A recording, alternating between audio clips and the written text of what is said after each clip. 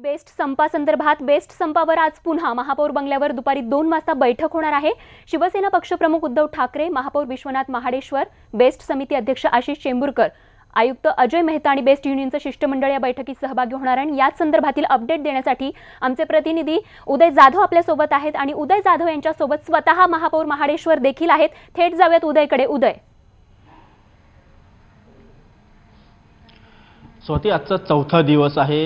सलग 4 दिवस best buses बंद आहेत, संप सुरू आहे कर्मचाऱ्यांचा। मात्र त्यामुळे मुंबईकरांना खूप त्रास सहन करावा लागतोय।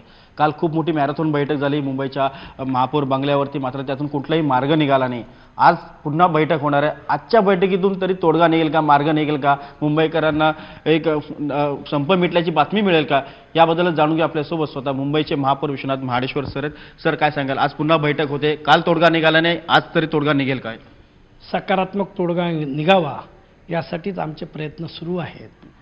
कारण BST टिकली पाहिजे, मुंबईकरांना चांगल्या प्रकारची बससेवा मिळायला हवी।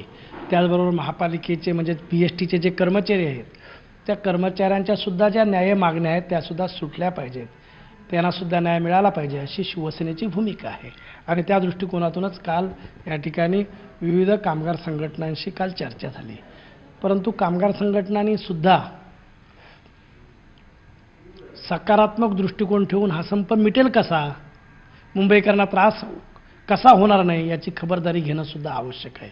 जेव्हा आम्ही सकारात्मक विचार करून संप मिटवण्याच्या दृष्टिकोनातून प्रयत्न करतो आहे, तेव्हा 2 पावलं त्यांनी सुद्धा म्हणजे युनियनने सुद्धा 2 पावलं मागे येऊन कशा दृष्टिकोनातून हा संप सुटेल यासाठी प्रयत्न करायला पाहिजेत अशी आमची भूमिका आहे। परंतु तोडगा का निघत नाही? कोण आडमुठेपणाची भूमिका घेत आहे? मार्ग का निघत नाही आहे? मुंबईकर वाट पाहत आहेत, बसेस कधी सुरू होतील बेस्टच्या? ही पब्लिक सर्व्हिस आहे आणि ही जनतेसाठी सेवा असली BST ही परंपरा आहे। वर्षानुवर्ष खूप चांगली सुविधा आहे मुंबई शहराला, मुंबईकर नागरिकांना BST देते आहे। परंतु गेली अनेक वर्ष जर आपण पाहिलं तर आज BST तोट्यात आहे। अनेक प्रकारची त्याची कारणं आहेत। मग तोट्यात असलेली BST टिकवणं खूप आवश्यक आहे। आणि मग असं होण्याच्या दृष्टिकोनातून शिवसेना पक्षप्रमुख आदरणीय उद्धव साहेबांनी सांगितलं की मुंबईकरांच्या कोणत्याही प्रकारचा मुंबईकरांना त्रास होता कामा नये, त्यांना बस सुविधा चांगल्या पद्धतीने मिळायला हवी। त्याचबरोबर कामगारांना सुद्धा न्याय मिळाला पाहिजे ही आमची भूमिका आहे।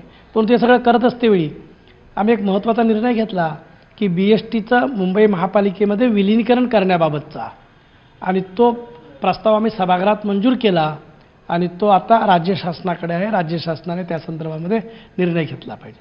त्याबरोबरच खरं म्हणजे कोणतीही पब्लिक सर्व्हिस ही फायद्यात नसते, तोट्यातच असते। कारण पैसा कमवणं हा तिथे उद्देशच नसतो। मग अशा वेळेला राज्य सरकारने सुद्धा या BSTला आर्थिक मदत करणं आवश्यक आहे, तोट्यातनं बाहेर काढलं पाहिजे, अडचणीतनं बाहेर काढलं पाहिजे। कारण राज्य सरकारची सुद्धा तेवढीच जबाबदारी आहे। राज्य सरकार जबाबदारी घेत नाही असं वाटतं का तुम्हाला? यातून तर काही तोडगा निघत नाही?